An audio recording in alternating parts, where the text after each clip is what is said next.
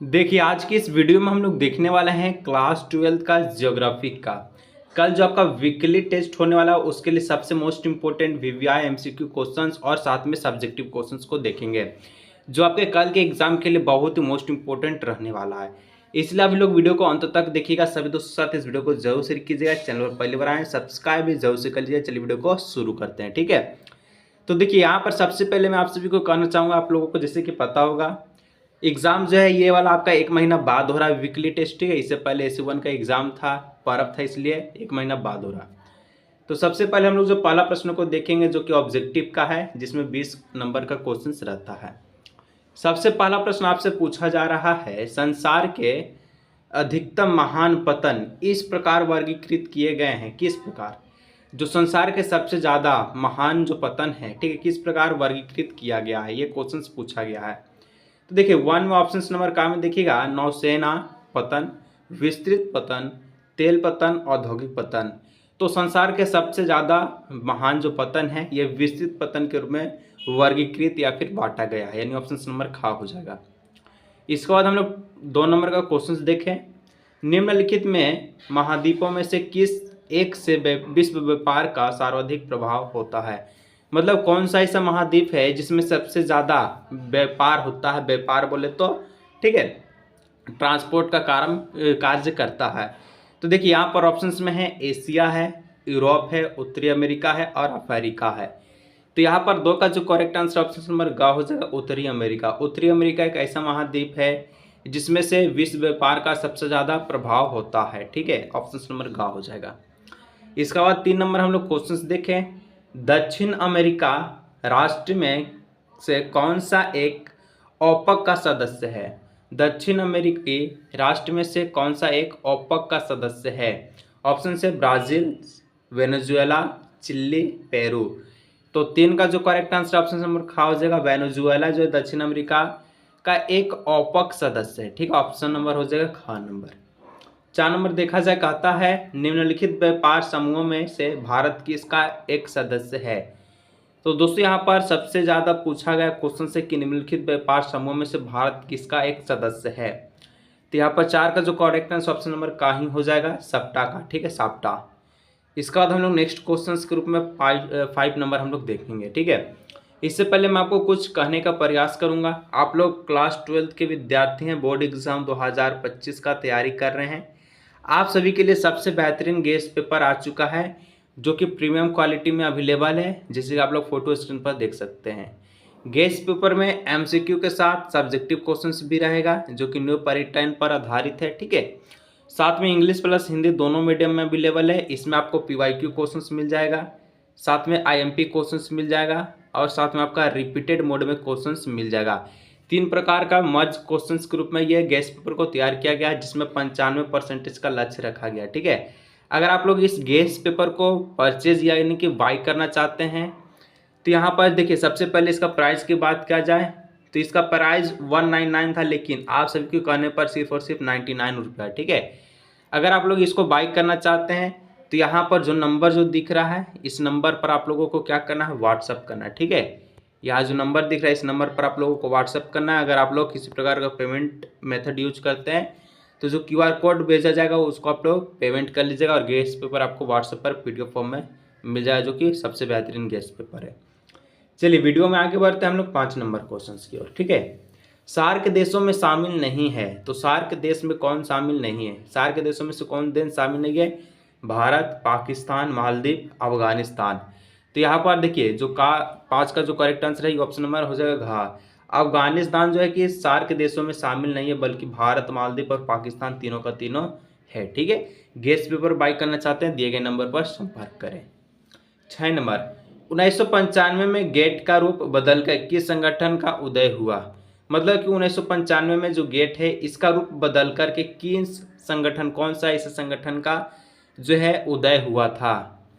तो यहाँ पर 6 का जो करेक्ट आंसर है ऑप्शन नंबर का विश्व व्यापार संगठन, जिसको हम लोग WTO कहते हैं। हम लोग जानते हैं ये 1995 में उदय हुआ संगठन हुआ था, ठीक है, स्थापित हुआ था। इसके बाद 7 नंबर हम लोग देखा जाए 1948 में स्थापित संगठन गेट का पूरा नाम क्या है? तो इसका जो पूरा नाम क्या होगा, GATT का फुल फॉर्म इसका हो जाएगा general agreement on trade and tariff, general agreement on trade and tariff, जो कि गेट का पूर्ण रूप हो जाएगा। ठीक है, चलिए इसी प्रकार से 8 नंबर बढ़ते हैं। WTO का मुख्यालय कहाँ है? WTO विश्व व्यापार संगठन का मुख्यालय कहाँ है? ठीक है, तो 8 का जो करेक्ट आंसर है ये जिनेवा में है WTO का मुख्य न्यायालय, ऑप्शन नंबर का हो जाएगा। 9 नंबर, आयात निर्यात के बीच मूल्यों में अंतर को क्या कहा जाता है? आयात और निर्यात, खरीदारी और बिक्री के बीच में जो मूल्य है इसका अंतर आप लोग किस प्रकार से कर सकते हैं, अंतर को क्या कहते हैं? तो 9 का ऑप्शन नंबर हो जाएगा व्यापार संतुलन, इसको हम लोग कहते हैं। क्रय विक्रय की क्रिया को व्यापार संतुलन ही हम लोग कहेंगे। ठीक है, क्वेश्चन नंबर 10 MCQ का लास्ट क्वेश्चन के रूप में है, निम्नलिखित में से अंतर्राष्ट्रीय व्यापार के कौन प्रकार है? कौन कौन से प्रकार हैं? यहाँ पर ऑप्शन अनुसार आपको बताना है। ऑप्शन में है द्विपार्श्विक व्यापार, खा है बहुपार्श्विक व्यापार, गा है व्यापार, घा है का और खा दोनों। तो यहाँ पर अंतर्राष्ट्रीय व्यापार के 2 प्रकार आते हैं, इसका सब्जेक्टिव क्वेश्चन भी बनता है। ठीक है, जो कि वीडियो में आपको मिलेगा। तो यहाँ पर खा ऑप्शन इसका हो जाएगा, घा ऑप्शन राइट आंसर। ठीक है, चलिए गैस पेपर बाई करना चाहते हैं, दिए गए नंबर पर संपर्क करें, मात्र 99 रुपये में ऑल सब्जेक्ट अवेलेबल है प्रीमियम क्वालिटी में। ठीक है, चलिए नेक्स्ट हम लोग section be very short answer question, जो कि 4 नंबर का है। 11 नंबर, विश्व व्यापार संगठन के आधारभूत कार्य कौन से है? WTO का आधारभूत कार्य कौन सा हो जाएगा? यहाँ पर क्वेश्चन है। उत्तर में विश्व व्यापार संगठन के आधारभूत कार्य निम्नलिखित है। पहला, यह विश्वव्यापी व्यापार तंत्र के लिए नियमों को निश्चित करता है। दूसरा, सदस्य देशों के बीच विवादों का निपटारा करता है। मतलब विश्व व्यापार संगठन का 2 आधारभूत कार्य है। ठीक है, जी हम लोग पहला देखा जाए तो ये आपका विश्वव्यापी तंत्र के लिए नियमों का निश्चित करता है, और विवादों जो भी विवाद होता है देश के बीच में, ठीक है, अंतर्राष्ट्रीय व्यापार के संबंध में, उसको निपटारा भी करता है WTO। ठीक है, आप लोग देख लिए। 12 नंबर, अंतर्राष्ट्रीय व्यापार के 3 महत्वपूर्ण पक्ष क्या है? तो 2 देशों के बीच वस्तुओं और सेवाओं के क्रय विक्रय को अंतर्राष्ट्रीय व्यापार कहते हैं। मतलब जैसे कि भारत हो गया, भारत से कोई देश हो गया, अफगानिस्तान, उत्तरी America, north America, south America, कुछ भी, अगर 2 देशों के बीच में व्यापार हो रहा है, ठीक है, क्रय विक्रय की क्रिया की जाती है, तो उसको अंतर्राष्ट्रीय व्यापार हम लोग कहते हैं। यानी कि अंतर्राष्ट्रीय व्यापार के रूप में 2 देश को हम लोग लेते हैं। ठीक है, अंतर्राष्ट्रीय व्यापार के 3 महत्वपूर्ण पक्ष है। पहला, व्यापार का परिणाम, व्यापार का संयोजन, व्यापार की दिशा। क्या परिणाम मिला, क्या संयोजन है, कौन सी दिशा है, इस प्रकार से 3 इसका क्या होता है, पक्ष होता है। इसी प्रकार से आगे बढ़ा जाए तो सेक्शन नंबर सी क्यों शॉर्ट आंसर क्वेश्चन के रूप में 6 नंबर का क्वेश्चन है। 13 नंबर, अंतर्राष्ट्रीय व्यापार की आवश्यक शर्तें क्या है? आवश्यकता क्यों है, मतलब अंतर्राष्ट्रीय व्यापार का आवश्यकता क्या है? तो देखिए, अंतर्राष्ट्रीय व्यापार का आवश्यकता इसलिए होता है क्योंकि आप लोग जानते हैं कि जो भारत है, भारत के लोग, ठीक है, चीन का सामान का बहुत ही ज़्यादा उपयोग करता है। ऐसा कोई घर नहीं है जिसमें चाइना का सामान ना हो। ठीक है, आप लोग वीडियो देख रहे हैं, आपका भी घर में चाइना का सामान होगा। हो सकता है जो मोबाइल से आप लोग देख रहे हैं वही मोबाइल आपका चाइना का हो। तो चाइना का चीज़ जो है पूरा विश्व में अभी फैला हुआ है। भारत तो अब लोग जानते हैं भारत में हर एक घर में ही होगा। ठीक है, कुछ ना कुछ सामान के रूप में। तो देखिए यहाँ पर लिख सकते हैं अंतर्राष्ट्रीय व्यापार की आवश्यक शर्तें के निम्नलिखित कारण है, जो कि पहला और दूसरा 2 कारण के रूप में हम लोग देखेंगे। विश्व में विभिन्न देशों के बीच प्राकृतिक संसाधन का असमान वितरण मिलता है, जो अंतर्राष्ट्रीय व्यापार को आवश्यक बनाता है। विश्व में विभिन्न देशों के बीच प्राकृतिक संसाधन का असमान वितरण, ठीक है, मिलता है, जो कि अंतर्राष्ट्रीय व्यापार का आवश्यक बनाता है। अलग अलग देशों में उत्पादन के विभिन्न कारक जैसे पूंजी, प्रौद्योगिकी, कच्चे माल की उपलब्धता, सस्ते में कुशल श्रमिकों की उपलब्धता आदि में अंतर दिखाई देती है।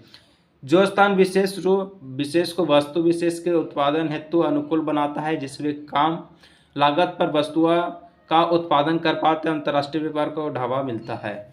मतलब कि कोई ऐसा देश है जहाँ पर मान चलिए कोई ऐसा वस्तु है जहाँ पर किसी देश में उपजाऊ नहीं है, ये दूसरे देश में उपजाऊ है, तो क्या करेगा, तो ये अंतर्राष्ट्रीय व्यापार खेलेगा। ठीक है, ये चाहेगा कि जो दूसरा देश में जो वस्तु मिल रहा है वो हमारे देश में आए, इसके पहले पैसा तो लगेगा ही लेकिन वस्तु मिल जाएगा। ठीक है, निपटारा हो जाएगा, आवश्यक चीज़ें पूर्ति हो जाएगी।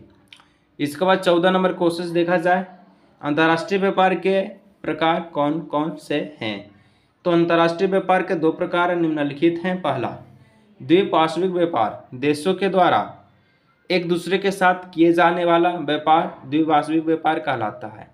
ये विभिन्न समझौतों द्वारा आपस में निर्दिष्ट वस्तुओं के व्यापार के लिए सहमत है। द्विपार्श्विक व्यापार में हम लोग कह सकते हैं कि एक दूसरे के साथ किया जाता है, ठीक है, व्यापार। इसी को बहुपार्श्विक व्यापार, बहुत से देशों के साथ किए जाने वाला व्यापार बहुपार्श्विक व्यापार कहलाता है। मतलब देखिए यहाँ पर आप लोग आराम से इसको जान सकते हैं, जो एक और अन्य देश, मतलब एक और दूसरा देश, मतलब 2 देशों के बीच में जो व्यापार हो रहा है उसको द्विपार्श्विक व्यापार। बहुत सारे अनेकों जो है देशों के साथ व्यापार किया जाए तो बहुपार्श्विक व्यापार आप लोग कर सकते हैं, ठीक है। तो बहुत ही हल्का था। आगे बढ़ते हैं सेक्शन डी, 10 नंबर के क्वेश्चन के रूप में लॉन्ग आंसर क्वेश्चन 15 नंबर, ठीक है।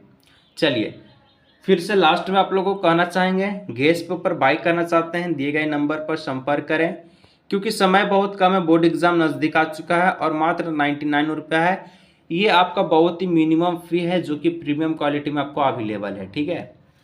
अंतर्राष्ट्रीय व्यापार कैसे लाभ पहुंचाते हैं। तो अंतर्राष्ट्रीय व्यापार आपको लाभ किस प्रकार से पहुंचाता है। तो विभिन्न देशों के बीच वस्तुओं और सेवाओं का लेन देन अंतर्राष्ट्रीय व्यापार कहलाता है। इससे विश्व को निम्नलिखित लाभ प्राप्त होता है। ऐसा विश्वास किया जाता है कि अंतर्राष्ट्रीय व्यापार द्वारा दोनों ही देश लाभ प्राप्त करते हैं। मतलब कि जो बेच रहा है वो तो लाभ उसको मिलेगा, तभी तो वो बेच रहा है। मतलब कोई सामान का प्रोडक्शन कर रहा है, ठीक है, और दूसरे देश को दे रहा है, तो जाहिर सी बात है कि वो लाभ कमा रहा है। अब जिस देश में वो सामान आया तो वो भी सोचेगा कि जो हम सामान मंगाए हैं इससे हमको भी लाभ मिले, तो वो आपको पहुंचाएगा। यानी कि दुकान से जो भी आप लोग सामान खरीदते हैं जो कि विदेशी कंपनियों के द्वारा आता है, तो क्या होता है, वो लाभ नहीं कमा रहा है, लाभ कमा रहा है। यानी कि भारत सरकार हो या फिर कोई सरकार हो, कोई भी देश हो, वो लाभ कमाता है ही है, ठीक है। इसके बाद हम लोग आगे क्वेश्चन आगे देख सकते हैं। नेक्स्ट 2 नंबर पॉइंट, प्राचीन समय से ही अंतर्राष्ट्रीय व्यापार देशों के बीच वस्तुओं और सेवाओं का लेन देन का माध्यम बना हुआ है, ठीक है। इसके बाद देखा जाए हम लोग 3 नंबर कहता है अंतर्राष्ट्रीय व्यापार उत्पादन में विशिष्टीकरण को बढ़ावा देता है, जिसके फलस्वरूप उस देश में वस्तुओं के मूल्य में गिरावट तथा गुणवत्ता में वृद्धि होती है। 4 नंबर देखा है, आज विश्व के कई देश कुछ खास वस्तुओं के निर्माण में विशेषता हासिल कर लिए हैं। मतलब जहाँ पर जो भी सामान उपलब्ध नहीं है तो दूसरे देश से मंगा लिया, जो कि पूर्ति हो गया। अंतर्राष्ट्रीय व्यापार के माध्यम से आयातक देश के वे वस्तुएं उपभोग हेतु प्राप्त हो जाती है जो वहाँ उपलब्ध नहीं होती है। निर्यातक देशों के लिए अतिरिक्त वस्तु का निर्यात कर अधिक आर्थिक लाभ प्राप्त होता है। तो दोस्तों यहाँ पर देखिए, अभी जो जितना भी हम लोग क्वेश्चंस देखे, टोटल हम लोग 15 क्वेश्चंस को देखे, जो कि एग्जाम के लिए सबसे बेनिफिशियल का काम करेगा। तो चलिए आज की इस वीडियो को यही रखते हैं, मिलते हैं नेक्स्ट वीडियो में। गैस पेपर को बाई करना चाहते हैं दिए गए नंबर पर संपर्क कीजिए। चलिए आज की इस वीडियो को यही रखते हैं।